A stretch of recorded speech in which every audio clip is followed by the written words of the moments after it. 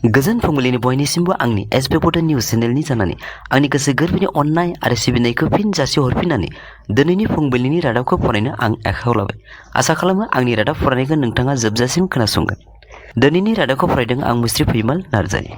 समाजाव जेरैबायदि मोजांनि थाखाय खायसे सुबुंफ्रा नारा नाथा नाजागासिनो दङ, थिग बेबायदिनो खायसे सुबुंफ्रा समाजखौ गाज्रि खालामग्रा माखासे खामानिफोरखौ मावनानै गावखौ थांना थानायनि थाखाय सान हर खामानि मावगासिनो दङ।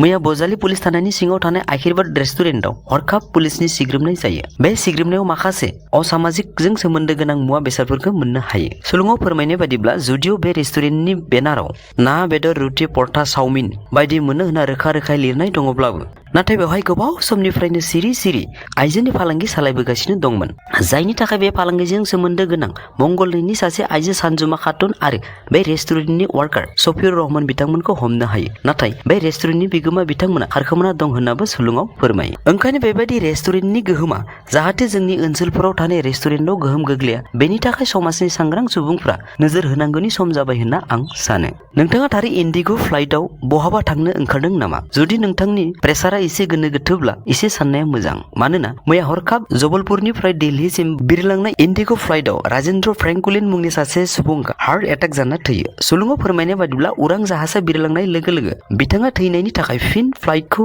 जबलपुरावनो लेन्डिं खालामफिननो गोनां जायो। मख'थावना दि आगस्तनि 22 खालार खालिबो बे इन्डिग' फ्लाइटआवनो सासे 62 बोसोर बैसोनि दावबायारियाबो हरखाब थै गोबाना थैनो गोनां जादोंमोन। ओंखायनो हरखाब बेबायदि सानै सुबुङा थैलांनायखौ सुलुङाव मोननानै दावबायारिफोरनि गोसोआव सोंलु सिखाङो, थारै प्रेसारनि थाखायनो बेबायदि जादों होनना। थांनाय 2022 मायथाइनि फेब्रुवारिनि 24 खालारनिफ्रायनो जागायनानै दिनैसिम 8 मास 4 सान बारलांबाय, नाथाय दावहाया जोबनो थाङाखै। बे समावनो थांनाय रबिबारै रासियानि डिफेन्स मिनिस्टार सेर्गेई शोइगु बिथाङा बुंनाय बादिब्ला आमेरिकानि बानायनाय दावहा नांग्रा M777 खौ धंग खालामनायजों लोगोसे इउक्रेननि 6,000 रौनियाफोरखौ फोजोबस्रांदों होननाबो रोखा खालामना होयो। सुलुङाव फोरमायनाय बादिब्ला खोलाहानि बामाखट मुंनि जायगाखौ इउक्रेनआ रासियानिफ्राय फिन दखल खालामफिनना लादोंमोन। रागाया मानसिखौ खैफोदाव लाबोयो, बे बाथ्राया 100% सैथो। मैया सासे फोरोंगिरिया फरा फोरोंनायाव रागा जोंनानै सासे फरायसुलिखौ स्केलजों खर'आव बुनानै खर'खौ सिंखावो। सुलुङाव फोरमायनाय बादिब्ला लोगो लोगो गथ'खौ मेडिकेलाव लाना थाङो आरो आनजाद नायना मिन्थिनो मोनो खर'आव थानाय हाराया गुग्रुबो। सुलुङाव मख'नाय बादिब्ला हिनजावसा गथ'नि बैसोआ 9 बोसोर बैसोनिमोन। सासे सोमोनांथाव खुदिया। सासे बिमानि गोरबोनिफ्राय सोमोनांथाव सासे खुदिया मैया जोनोम जानाया डाक्टरफोरजों लोगोसे ओनसोलनि सुबुंफोरखौ सोमोनांहोयो। सुलुङाव मिन्थिनाय बादिब्ला बे खुदियानि आसिया 14टा आरो आसिगुरा 12टा होनना सुलुङाव फोरमायो। मख'थावना दि गथ'नि बिमा बिफाया बेफोर इसोरनिनो माया होनानै खुदियानि आसिया जेरै दं एरैनो लाखिनो थाखाय डक्टरफोरनि सिगाङाव रोखा रावजों फोरमायो। बेजों लोगोसे आंनि फुंबिलिनि रादाबा एसेनोसै।